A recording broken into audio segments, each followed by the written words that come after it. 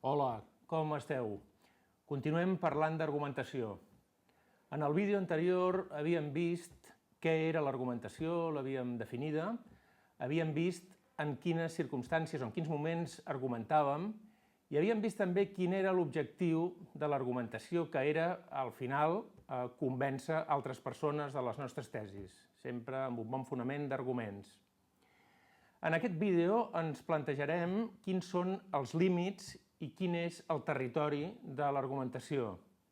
Perquè, bé, quan argumentem i volem convèncer una altra persona, a tot s'hi val, realment. Bé, veurem que no, justament que el territori de l'argumentació és un territori molt delimitat, la manipulació, per exemple, en queda fora, tot allò que no sigui racional també en queda fora, perquè el territori de l'argumentació és el territori de la raó i, a més, aplicada d'una forma molt rigorosa. Aquest és el territori específic de l'argumentació.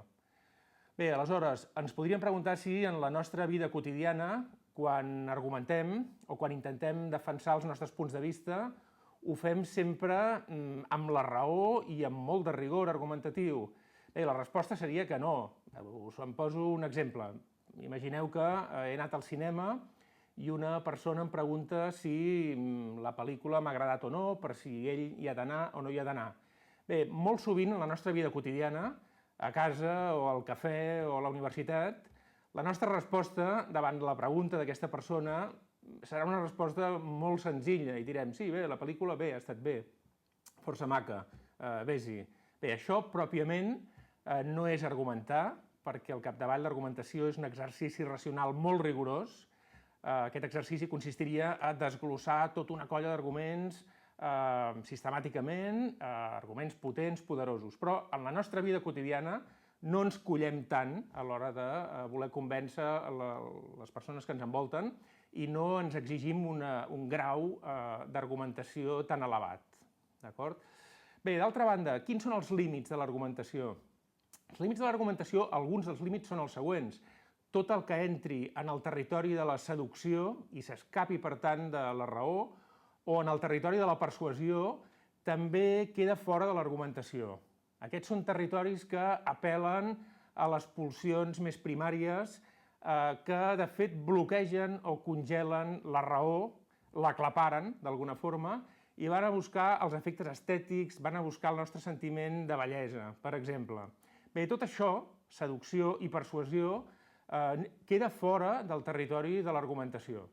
Bé, deixeu-me que em posi un exemple. Imagineu que jo vull defensar una tesi, com en tota argumentació, que és que hem d'optar per mesures de pau i no per mesures que afavoreixin la guerra o per mesures bel·licistes. Aquesta és la meva tesi. Bé, ara la meva tesi l'estic plantejant racionalment i desplegaria tota una colla d'arguments en defensa de la meva tesi, que serien sòlids, racionals i solvents. Però imagineu que jo, davant de la meva audiència, li dic una cosa com la següent, que tocaria més aviat les emocions, seria una fórmula més aviat persuasiva. Imagineu que jo dic el següent: cal la força de la raó i no la raó de la força. Bé, davant d'una frase com aquesta, o d'un plantejament com aquest, d'entrada he bloquejat la persona que m'està escoltant, li he muntat una estructura bimembre a partir de dos fragments, de dos trossos, amb un joc de paraules, amb un nombre de síl·labes idèntic, i per tant he estat persuasiu. Bé, no vol dir que no puguem fer servir recursos retòrics quan argumentem, petites figures de forma o de pensament en les nostres argumentacions, però si el nostre discurs se'n va més cap a la persuasió que cap a la raó, aleshores ens situarem fora del territori purament argumentatiu. Bé, quan trobem persuasió? Doncs bé, en la literatura, per exemple.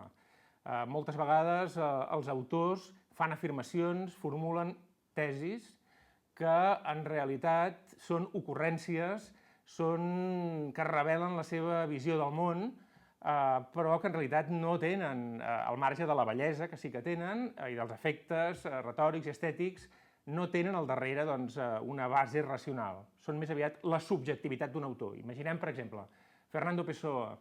Fernando Pessoa, molt amant de les màximes, de les paradoxes, de les frases que sonen i que sonen bé, deia, per exemple, viatjar és absurd.